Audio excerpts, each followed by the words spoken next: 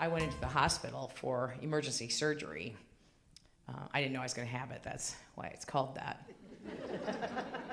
And I'll tell you what it was about in a minute. But when I got to the hospital, it was that I had just gotten back in from doing a tour across Kansas, and I was feeling sick to my stomach, which sometimes happens when I'm working Kansas, but I didn't think that this was the same thing. So I was talking to a good friend of mine, and at her encouragement, I went to the EmergiCare, and he said the doctor said, you need to go to the hospital. And I said, can I feed my cats first? And he said, yeah, so I did that. And then I drove myself to the emergency room thinking that I must have some terrible, virus or something, and they're going to give me, real strong antibiotics. And then they took one look at me and told me that I needed surgery.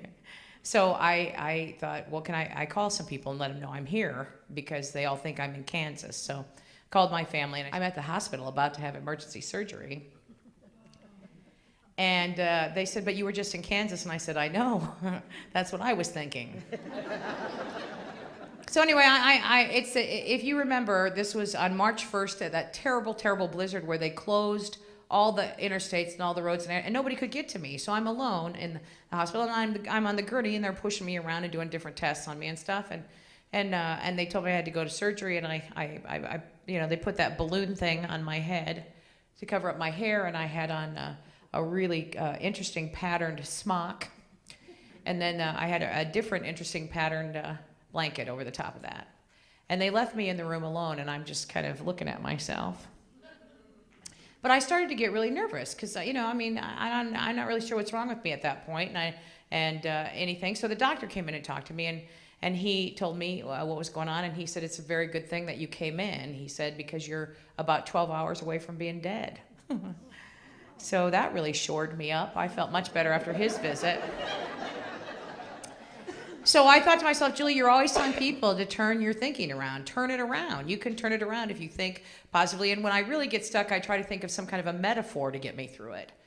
So I thought, find yourself a metaphor. So as I'm looking at me here, and the balloon on my head and the different colors and stuff, and they keep pushing me around, I thought, I kind of feel like a float in a parade.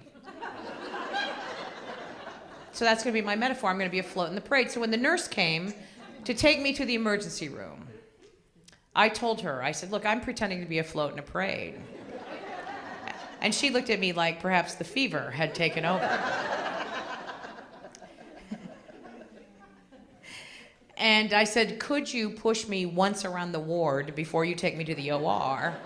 Because I would like to wave to everyone. So because I'm now at like 11 hours away from being dead, I guess she thought she might as well give me my last wish, so she took me around. And I waved to everyone. And they take me in the elevator down to the basement where they have the OR. And they roll me in there, and the anesthesiologist comes up to me, and he has on, the cap and the mask and the whole outfit. And I see this much of his face. And he leans over to me, and he said, so Julie, I understand you're being a float in a parade. And I looked up at him and I said, well, so much for that HIPAA thing.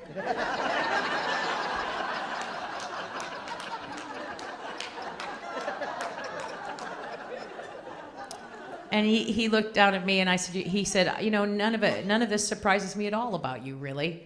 And I said, well, why would you say that? And he goes, you don't recognize me? I can only see his eyes. I am, 10 and a half hours away from dying. I'm being a float in a parade. My brain is pretty busy right now. No, I said, I'm sorry, I don't recognize you. And he goes, well, I took a class from you 20 years ago, he said. And I said, well, did you enjoy the class? And as he's putting the anesthetic on me, he said, it's the only B I ever got.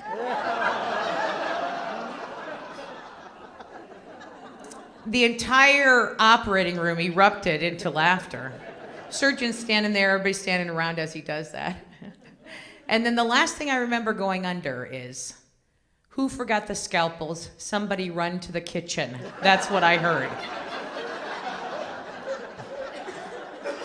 Now I'm telling you that's the best time they ever had in that operating room.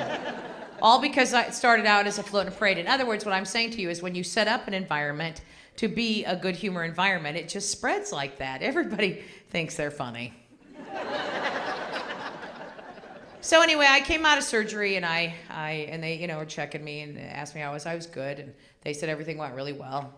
And they said that the nurse said to me, "Well, I've got to do one more thing, and then I'll take you back to your room." And I said, "Okay." So I didn't know what the thing was at the time, but it turns out that she was told to call back up to the ward to let them know when I was coming up.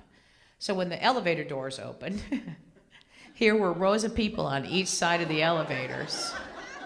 Nurses, patients, one janitor with a really confused look on his face, applauding and throwing candy over the top of me as they rolled me back to my room.